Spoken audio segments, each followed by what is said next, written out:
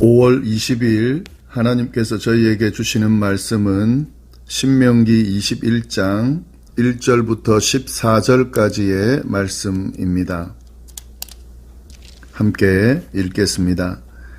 내 하나님 여호와께서 내게 주어 차지하게 하신 땅에서 피살된 시체가 들에 엎드러진 것을 발견하고 그 쳐죽인 자가 누구인지 알지 못하거든 너희의 장로들과 재판장들은 나가서 그 피살된 곳의 사방에 있는 성읍의 원근을 잴 것이요 그 피살된 곳에서 제일 가까운 성읍의 장로들이 그 성읍에서 아직 부리지 아니하고 멍에를 매지 아니한 암송아지를 취하여 그 성읍의 장로들이 물이 항상 흐르고 갈지도 않고 씨를 뿌린 일도 없는 골짜기로 그 송아지를 끌고 가서 그 골짜기에서 그 송아지의 목을 꺾을 것이요 레위 자손 제사장들도 그리로 갈지니 그들은 내 하나님 여호와께서 택하사 자기를 섬기게 하시며 또 여호와의 이름으로 축복하게 하신 자라. 모든 소송과 모든 투쟁이 그들의 말대로 판결될 것이니라. 그 피살된 곳에서 제일 가까운 성읍의 모든 장로들은 그 골짜기에서 목을 꺾은 암송아지 위에 손을 씻으며 말하기를 우리의 손이 이 피를 흘리지 아니하였고 우리의 눈이 이것을 보지도 못하였나이다. 여호와여 주께서 속량하신 주의 백성 이스라엘을 사하시고 무죄한 피를 주의 백성 이스라엘 중에 머물러 두지 마옵소서 하면 그 피 흘린 죄가 사함을 받으리니 너는 이와 같이 여호와께서 보시기에 정직한 일을 행하여 무죄한 자의 피 흘린 죄를 너희 중에서 제할지니라. 내가 나가서 적군과 싸울 때에 내 하나님 여호와께서 그들을 내 손에 넘기심으로 내가 그들을 사로잡은 후에 내가 만일 그 포로 중의 아리따운 여자를 보고 그에게 연연하여 아내를 삼고자 하거든 그를 내 집으로 데려갈 것이요 그는 그 머리를 밀고 손톱을 베고 또 포로의 의복을 벗고 내 집에 살며 그 부모를 위하여 한 달 동안 애곡한 후에 내가 그에게로 들어가서 그의 남편이 되고 그는 내 아내가 될 것이요 그 후에 내가 그를 기뻐하지 아니하거든 그의 마음대로 가게 하고 결코 돈을 받고 팔지 말지니라. 내가 그를 욕보였은즉 종으로 여기지 말지니라. 아멘. 오늘 본문에서는 두 가지의 주제를 저희가 볼 수가 있습니다. 먼저 1절부터 9절까지의 말씀을 보시면 이스라엘이 가나안 땅에 정착하여 살게 될 때에 누가 죽였는지 알 수 없는 시체를 발견한 경우에 그 시체를 어떻게 처리해야 하는지에 대한 설명이 나오고 있습니다.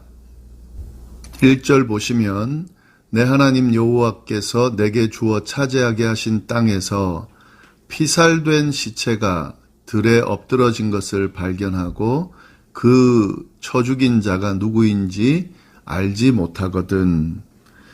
네, 누군가에게 피살된 시체가 발견되어지고 그리고 그 시체, 그 사람을 누가 죽였는지 알 수 없는 그런 범인을 찾아서 죄의 대가를 치르게 하기에 어려운 그런 사건이 생겼을 때에 그 시체를 어떻게 처리할 것인가 하는 그런 내용이 될 것 같은데요.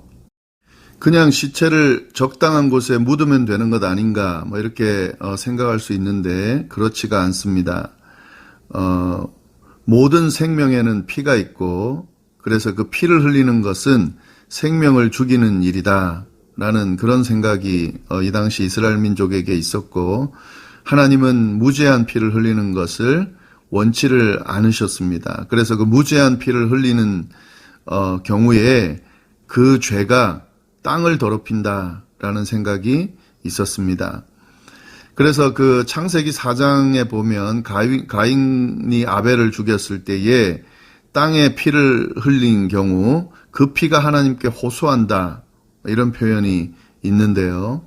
지금 이 시체가 죽어 있다, 누군가에 의해서 피살되었다 라고 하는 이것 자체가 그 땅을 더럽히는 그런 결과를 낳게 되는 겁니다. 그리고 이렇게 무죄한 자의 피를 흘렸을 경우에는 반드시 그에 대한 심판이 있어야 되는데, 그 심판을 받을 그 범죄자를 지금 찾을 수가 없는 상황이기 때문에요. 누군가가 책임을 져야 합니다. 그래서 그 시체에서 가장 가까운 곳에 있는 장로들이 후속 조치를 취하게 되는 겁니다. 그 장로들이 취해야 할 후속 조치가 이제 3절부터 쭉 나오는데요. 그 내용이 뭐냐면, 먼저 자기들이 갖고 있는 가축들 중에서 아직 부리지 아니한, 그러니까 일을 아직 하지 않은, 멍에를 매지 않은 암송아지를 취합니다. 그리고 그 암송아지들을 장로들이 데리고 물이 항상 흐르는 곳, 그리고 갈지도 않은, 그러니까 농사 짓기 위해서 갈지도 않은, 물이 항상 흐르고 갈지도 않은, 씨 뿌린 일도 없는 골짜기로 그 암송아지를 끌고 가서, 그래서 그 골짜기에서 그 송아지의 목을 꺾어야 된다. 송아지를 잡는 거죠. 예. 이런 그 조치를 취해야 된다라는 내용이 나오는데요. 5절 보시면은 이 의식에는 장로들뿐만 아니라 레위 자손의 제사장들도 참여해야 합니다. 그렇게 나오는데요. 왜냐하면 이 레위 자손의 제사장들이 해야 될 역할이 바로 이 일이에요. 하나님께서 그 일을 택해서 맡겨주셨습니다. 거기 보면은 그들은 내 하나님 여호와께서 택하사 자기를 섬기게 하시고, 하나님 섬기게 하시고, 또 여호와의 이름으로 그 백성들을 축복하게 하신 자다. 그래서 그리고 또 이 제사장은 재판도 하는데 모든 소송과 모든 투쟁이 그들의 말대로 판결될 것이니라. 그러니까 이 제사장도 참여를 해서 이 의식을 통해서 그들에게 죄가 없음을, 사해졌음을 확인하는, 그런 판결하는 그런 역할을 해야 된다는 거죠. 그래서 6절 보면 이제 계속되고 있는데요. 조치의 내용, 특히 그 의식의 내용이요. 그래서 이제 암송아지를 잡는데 또 설명을 합니다. 6절. 그 피살된 곳에서 제일 가까운 성읍의 모든 장로들은 그 골짜기에서 목을 꺾은 암송아지 위에 손을 씻으면서 말하기를, 이제 뭐라고 하냐면, 우리의 손이 이 피를 흘리지 아니하였고 우리의 눈이 이것을 보지도 못하였나이다. 이제 하나님 앞에 이 지금 시체, 이 죽은 사람, 이 사람의 피를 우리가 한 것이 아닙니다. 이 사람 우리가 죽인 게 아닙니다. 그리고 누가 죽였는지 알 수도 없습니다. 그러니까 지금 이 죽은 사람에 대한 죄의 대가를 치를 존재가 없는 거죠. 그러나 그 무죄한 자의 그 죽음이 그 땅에서 있었기 때문에 그 땅이 지금 죄로 물든 겁니다. 그래서 그 죄에 대한 대가를 그 땅에 있는 가까운 성읍에 있는 사람들이 져야 되는데, 그것이 우리에게 있지 않다라고 하는 것을 하나님 앞에 아뢰면서 이런 의식을 통해서 하나님께 용서를 구하고, 우리에게 그 죄가 있지 않다라고 하는 것을 하나님 앞에 아뢰면서 하나님의 긍휼을 구하는 거죠. 8절 보면 이제 그렇게 하면서 기도하는 내용이 나오는데요. 그 기도의 내용에 지금 말씀드린 내용이 나옵니다.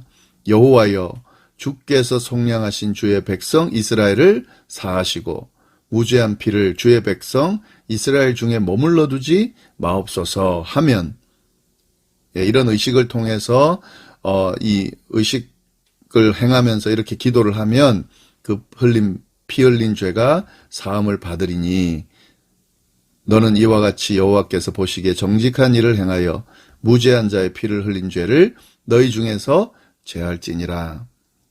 그러니까 누가 죽였는지 알지 못하는 그런 경우에, 그런 시체가 발견된 경우에 어떻게 후속 조치를 취해서 그 죄가 그 땅, 가까이 있는 성읍에 영향을 주지 않도록 하는지에 대한 내용이 나오고 있습니다. 그 다음 내용은 10절부터 14절까지에 나오는 내용입니다. 이 단락에서는 그 하나님이 전쟁에서 이스라엘을 승리케 하셔서 포로를 사로잡은 상황을 가정하면서 하는 그런 규례의 내용인데, 이스라엘이 약속의 땅 가나안 민족들 말고요, 가나안 족속이 아닌 가나안의 경계 밖에 거주하는 사람들과 갈등이 생겨서 전쟁을 하게 됐을 때에, 그때 그 일어난 일 중에 하나에 대한 내용인데, 어제도 말씀드렸지만 그렇게 가나안 민족이 아닌 가나안 경계 밖에 거주하는 다른 민족과의 갈등이 있어서 그런 전쟁을 하게 됐을 때 먼저는 그 화평을 선언해야 된다라는 내용 이제 어제 살펴봤는데요. 그래서 화평을 먼저 그들에게 이야기하면서 우리 갈등을 해결하자라고 해서 이야기했을 때에 그 성읍이 화평으로 화답하면, 우리가 싸우길 원치 않는다라고 하게 되면 평화조약을 맺어라. 그리고 단지 조공을 받는 것으로 다 끝나는 거죠. 그런데 만약에 그들이 그 화평을 받아들이지 않고 대항에서 전쟁이 일어나게 되면 그때는 그 성읍에 있는 남자들을 다 죽이고, 그리고 나머지 여자와 아이들은 포로로 사로잡아 올 수 있다. 네, 그 이야기를 저희가 함께 나눴습니다. 그런데 그때 이제 일어나는 일인데요. 그때 이스라엘 남자가 포로로 잡혀온 한 여성을 보고 그 여성이 마음에 들어서요, 만약에 사랑하게 되고 그 여자를 아내로 삼고자 할 경우에 어떻게 할 것인가, 그런 일이 생길 수 있잖아요. 그때에 대한 내용을 좀 자세하게 언급을 하고 있습니다. 그때 어떻게 해야 되는지 보시면은 10절부터 보시면은, 내가 나가서 적군과 싸울 때에 내 하나님 여호와께서 그들을 내 손에 넘기심으로 내가 그들을 사로잡은 후에, 그 다음 내용이죠. 내가 만일 그 포로 중에 아리따운 여자를 보고 그에게 연연하여 아내를 삼고자 하면 어떻게 할 것인가. 12절 보면은 그를 너의 집으로 데려갈 것이요. 데려갈 수 있는 거죠. 그러나 단지 데려가서 그냥 아내로 삼는 게 아닙니다. 절차가 있는데요. 그는 그 머리를 밀고 손톱을 베고 또 포로의 의복을 벗고, 그 여자의 머리를 완전히 밀고 손톱을 깎고 그리고 포로로 입고 있던 의복을 다 벗는 거죠. 그러니까 지금 이 행위 자체는 뭐냐면은요, 이 포로로 잡혀왔다는 그 모든 그 여자의 지금 상황을 다 벗는 걸 의미하는 겁니다. 그리고 내 집에 살며, 이제 그 집에 살 수 있는 거죠. 그런데 여기에 또 한 가지 또 의식이 있는데, 그 부모를 위하여 한 달 동안 애국해야 된다. 그 여인의 부모를 위해서 한 달 동안 애국해야 된다. 이제 완전히 분리되는 거잖아요. 그래서 이제 부모와 분리가 되는 거기 때문에 한 달 동안 애국한 후에, 그리고 난 뒤에 그 남자에게 들어가서 그의 남편이 되고 그의 아내가 될 것이다 하는 거죠. 그냥 저 포로가 있으니까 막 데려와서 그냥 막 취하는, 그래서 아내로 삼는 그런 게 아닌 거죠. 이것이 이제 굉장히 그 여인에 대한 존중한 그런 의미들도 여기에 다 있는 겁니다. 그런데 더 마지막으로 14절 보시면은 그 후에 내가 그를 기뻐하지 아니하거든. 그러니까 이 여인을 데리고 올 때는 좋은 마음으로 또 막 사랑에 빠져서 데리고 와서 아내로 삼았지만, 이런 절차를 통해서. 근데 마음이 바뀐 거예요. 그래서 이 아내를 이제 원하지 않게 됐을 경우에 그때 어떻게 해야 되냐. 그의 마음대로 가게 하고 결코 돈을 받고 팔지 말아라. 그냥 종처럼 다루지 말아라 하는 겁니다. 그 여인이 마음대로 자유롭게 갈 수 있도록 그냥 보내는 거죠. 종으로 생각하지 종이 아닌 거예요. 아까 그 의식은 이 종으로서의 모습, 포로로서의 모습이 아니라 그 포로가 이제 아닌 한 아내로서 그 집의 한 안주인으로서의 어떤 그런 신분을 받는 걸 의미하는 거기 때문에 마음에 들지 않아서 뭐 이혼하게 되는 경우에 마음대로 그냥 가게 해야지 돈을 받고 파는 마치 노예 취급하고 포로 취급하면은 안 된다 하는 거죠. 그 이유는 뭐냐면 내가 그를 욕보였은즉 종로로 여기지 말지니라. 원해가지고 데리고 가서 함께 살았다라고 하는 것은 결국 그를 욕보인 것이 되는 거죠. 그리고 이제 계속 살아야 되는데 그를 원하지 않는다고 해서 막 내보내면은 안 된다 하는 거죠. 그리고 종으로 여겨서 막 그러니까 물건 취급하면은 안 된다라고 하는 그런 의미가 이 안에 담겨져 있습니다.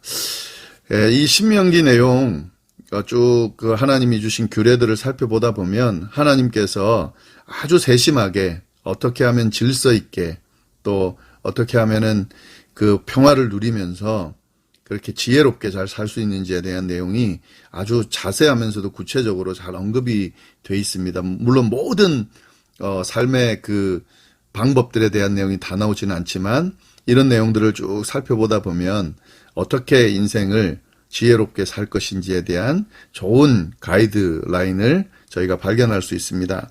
그 내용들을 쭉 살펴보면서 그런 하나님의 그 세심한 배려, 또 우리가 어떻게 살아야 인간답게 또 하나님 기뻐하게 그렇게 살 수 있는지 저희가 쭉 발견해 나가시면 좋을 것 같습니다.